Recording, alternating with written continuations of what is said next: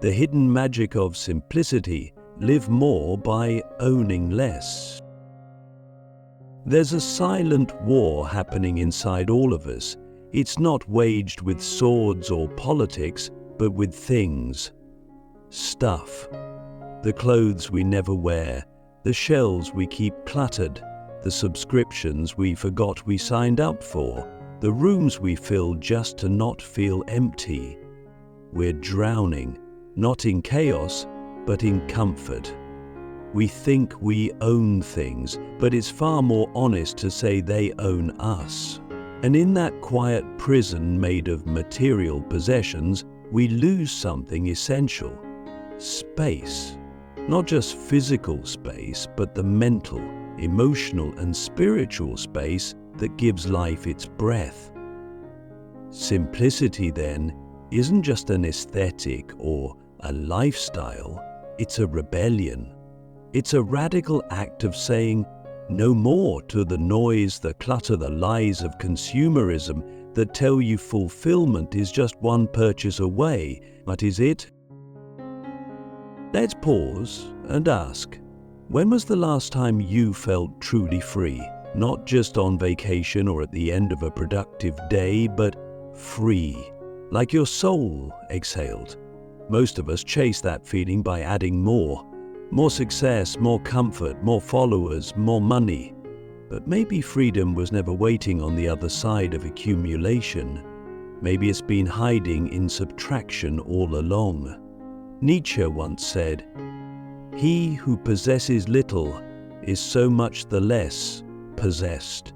That's not a call to poverty, it's a call to inner wealth.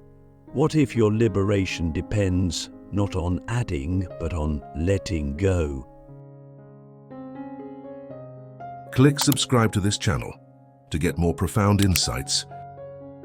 Imagine this. You walk into your home and see only what is essential.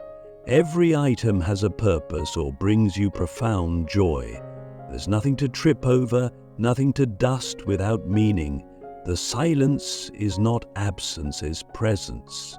The space invites you to think, to breathe, to be.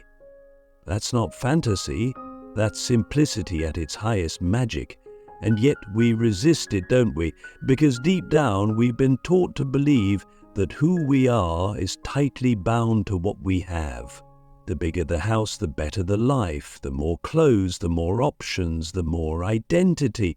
But can you ever truly know who you are if your identity is wrapped around objects that will one day rot, break, or be thrown away? I used to think minimalism was about white walls and boring furniture, but then I saw a monk's room in Kyoto. One futon, one scroll on the wall, a single cup, and a window that opened to the sound of birds. It wasn't lack, it was poetry. It was concentration. It was freedom. He had space to pray, space to breathe, space to hear his own thoughts. And suddenly I realized the more things we surround ourselves with, the more distracted we become from the only thing that ever mattered: presence. So I started letting go. One shirt, then one shelf. And with every item I released, I felt less weighed down. Not just physically, but spiritually, as if my mind had been hoarding too. But here's the twist. Simplicity isn't easy. In a world that worships excess, to live simply is to stand against the tide. You'll be called boring, you'll feel insecure, you'll wonder if you're falling behind. But behind what? The race to nowhere? The infinite scrolling of a feed that never satisfies? No. When you step out of that race, you're not falling behind. You're finally waking up. There's a reason ancient sages, from Lao Tzu to Thoreau, spoke so passionately about simplicity.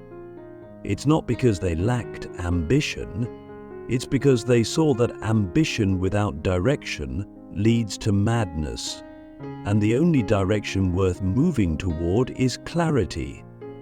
Simplicity gives you that. When the world is cluttered, the truth gets buried. But when the noise stops, something strange happens. You start hearing the quiet truth of your own being. You begin to feel the richness in small moments, the smell of tea, the softness of morning light, the laugh of someone you love, not because they changed, but because you cleared the fog. Let me ask you something dangerous. What if you sold half your stuff tomorrow? Not because you had to, but because you wanted to feel what it's like to breathe without a storage unit dragging behind you. What if you unsubscribed from the constant need for more?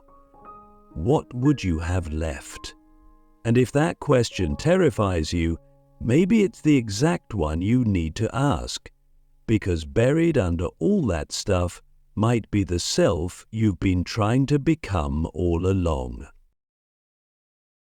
But it's not just about physical clutter, it's the mental clutter too. We live in an age where information is cheap, but wisdom is rare. We scroll, swipe, react. We fill our heads with noise. And so the mind becomes a storage unit, just like the closet.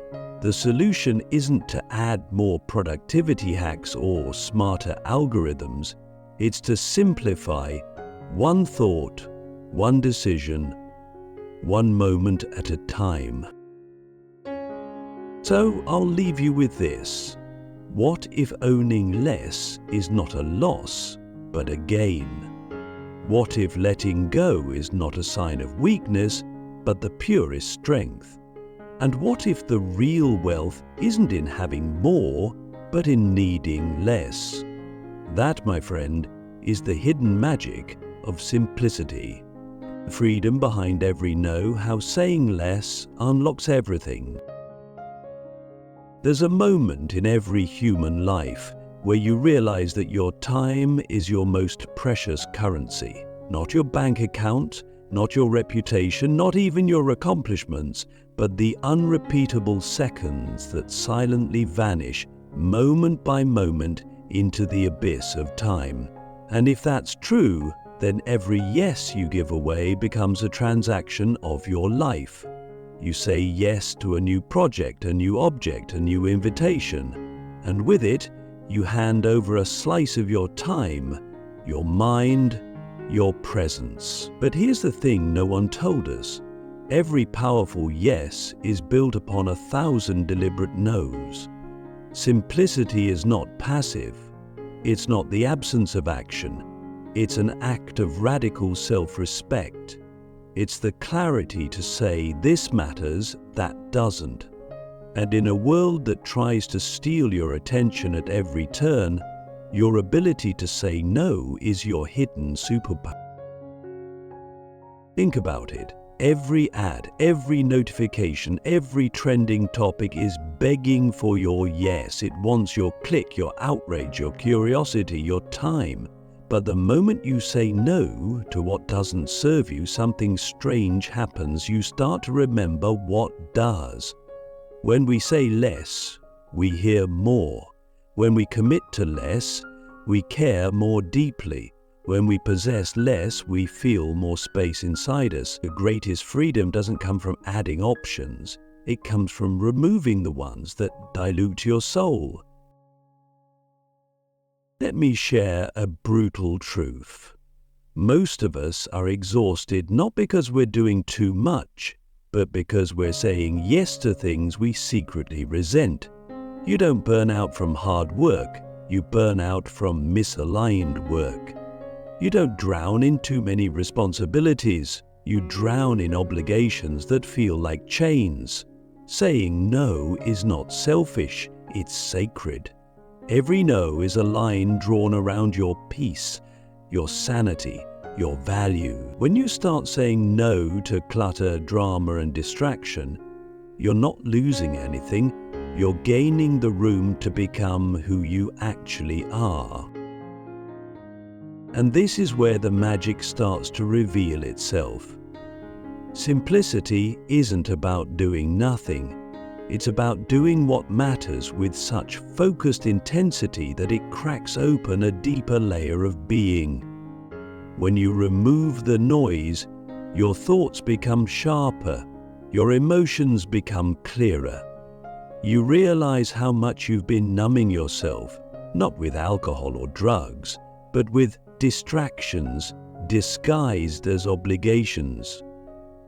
Doubtless simplicity forces you to face the silence, and silence is scary because it's honest, but it's in that honesty that your soul speaks again. Have you ever sat in a room with nothing but your thoughts and felt like they were screaming? That's not a sign of weakness. It's a sign that the noise you cleared away was masking a deeper conflict. Maybe you've been living for someone else's expectations. Maybe you've been saying yes out of fear of being unloved, unworthy, unseen. But when you reclaim your no, you reclaim your power.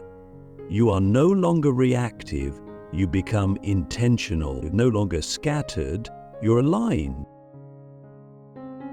Let me be very clear. The path of simplicity is not about deprivation. It's about devotion. Devotion to the truth, devotion to the present moment, devotion to the few things that make your life feel luminous, and anything that dims that light, be it an object, a commitment, or a relationship, must be questioned, not because you're cold, but because you care. Because you know your time, your energy, your essence deserve more than to be diluted in a sea of noise. And don't be surprised when the people around you resist. When you begin to live more intentionally, you force others to confront their own distractions. Your peace will offend people who live in chaos. Your clarity will threaten those who benefit from your confusion, but that's not your burden. That's their journey. Your only job is to be truthful to yourself. And the truth, more often than not, is simple. Let me ask you something raw. If you weren't afraid of disappointing anyone, what would you stop doing today? If no one judged your worth by your productivity, what would you remove from your schedule? If the world suddenly went silent and you could only hear the sound of your own heartbeat, what would it be trying to tell you? That's the real freedom behind every no. It's not rejection, it's redirection. It's the sacred act of creating room for what makes you feel alive, alert, whole. And if that means your home is emptier, your calendar quieter, your wardrobe smaller, then so be it. Because what remains will be rich beyond measure, not in price tags, but in peace. The richness of emptiness, how less can fill you like nothing else. There's a strange paradox we all wrestle with. We fear emptiness, yet long for it. We fill our homes, minds, schedules, and even relationships, desperately trying to escape the silence of nothingness. But here's the truth that hits like a whisper and burns like fire. True fulfillment only enters when we make room for it. And that room is called emptiness. Not the emptiness of loss or despair, but the profound spaciousness of being. The kind that echoes with clarity. The kind that invites depth. The kind that, once embraced, becomes more nourishing than all the clutter we once worshipped. You see, we live in a culture that treats emptiness like a disease. If there's space in your day, fill it. If there's space on your shelf, buy something. If there's space in your conversation, speak faster, louder, more. But that urge to fill everything is the very force that keeps us from feeling anything real. What if the silence you're avoiding is actually the sacred voice of your intuition? What if the empty room you find so uncomfortable is the birthplace of your next creative breakthrough? What if the absence of noise is not a void, but an invitation? I once stood in the middle of a vast desert. No signal, no sounds, just wind. At first I felt panic. No input, no distractions, just me. But slowly the fear dissolved, and what took its place was something I'd forgotten I craved: peace. In that nothingness I felt full, not with content but with presence. I saw how much noise I had accepted as normal, how much I had mistaken stimulation for aliveness. But life isn't measured by how much you can cram into it, it's measured by the richness of your attention, and attention thrives in space. The problem is we've equated emptiness with inadequacy. A minimalist home must mean a lack of wealth. An empty weekend must mean you have no life. An uncluttered mind must mean you're not trying hard enough. But those assumptions are lies fed to us by a world that profits off our discontent. The truth is, the more space you create, the more you can actually experience. A single cup of tea becomes a ceremony, a quiet walk becomes a revelation, a pause in conversation becomes intimacy. Less isn't about missing out, it's about finally tuning in.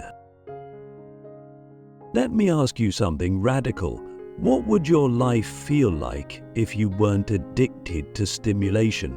If you weren't constantly chasing, checking, scrolling, fixing? What would be left? Would you be bored, or would you, for the first time, actually feel alive in the slowness? This is the richness of emptiness.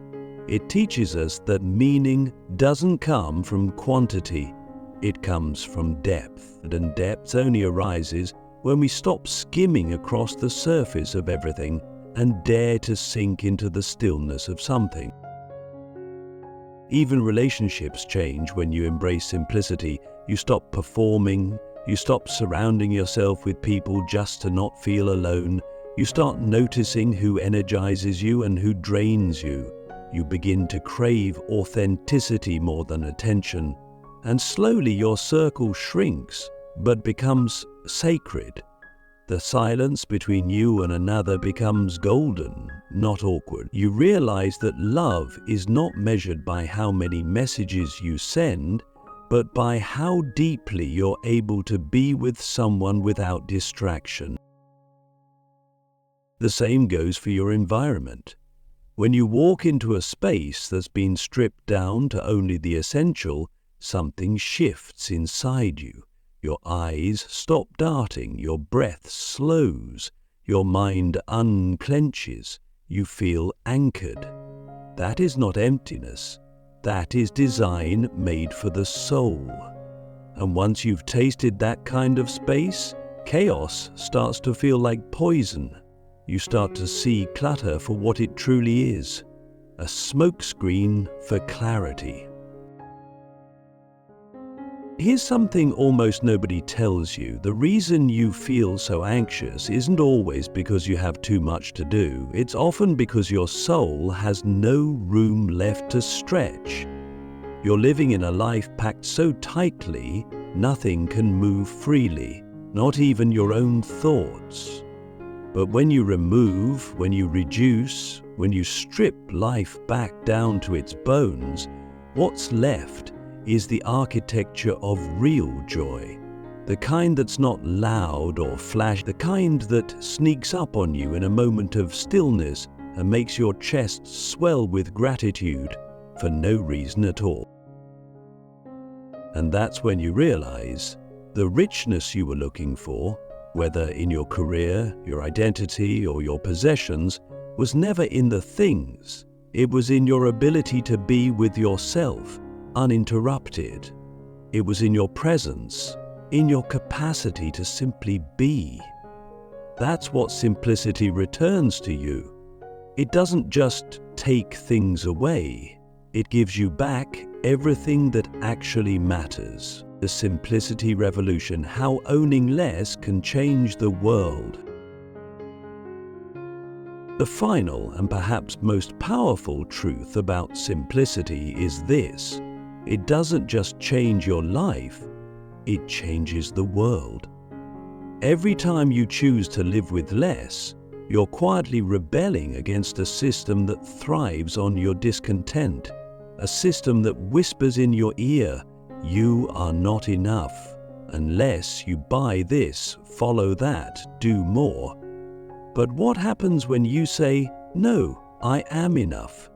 This moment is enough"? You become dangerous to that system, because a content soul is unprofitable, a clear mind is uncontrollable, and a person who owns little but lives fully becomes a beacon of quiet power in a world addicted to noise.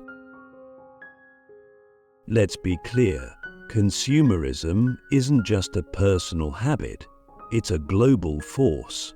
Every item we buy leaves a footprint, not just in our homes but across the planet. Forests cleared, oceans filled with plastic, lives exploited for fast fashion and faster shipping. And yet, this damage often hides behind beauty. A shiny gadget, a stylish coat, a sleek lifestyle that masks the true cost. But when you begin to live simply, to question every purchase, to reduce your needs, you start healing more than your own life, you begin healing the earth too. Imagine if millions of us stopped buying what we don't need. Factories would slow, waste would shrink, people would begin to value repair over replacement, time over trends. Communities would stop being built around malls and start being built around meaning. We'd return to something ancient and yet revolutionary: enoughness. Not poverty, not austerity, just a deep, grounded sense that what we already have is sufficient for joy, for purpose, for life. But simplicity also does something even deeper. It reconnects us to the sacred. In every major spiritual tradition, from Buddhism to Stoicism, from early Christianity to indigenous wisdom, there's a common thread. The less you cling to, the freer your spirit becomes. The uncluttered mind sees more clearly. The uncluttered life feels more deeply. Because when we strip away the excess, we come face to face with what's eternal: love, presence, wonder, gratitude. These things don't come from Amazon. They rise when we finally stop chasing and start being. And yet this revolution begins small. One drawer, one decision, one no to the unnecessary. You don't need to throw away your life and move to the mountains. You simply need to ask, moment by moment, does this bring me closer to peace or further from it? Does this reflect my truth or someone else's expectations? These are the questions that change lives, not because they're grand, but because they're honest.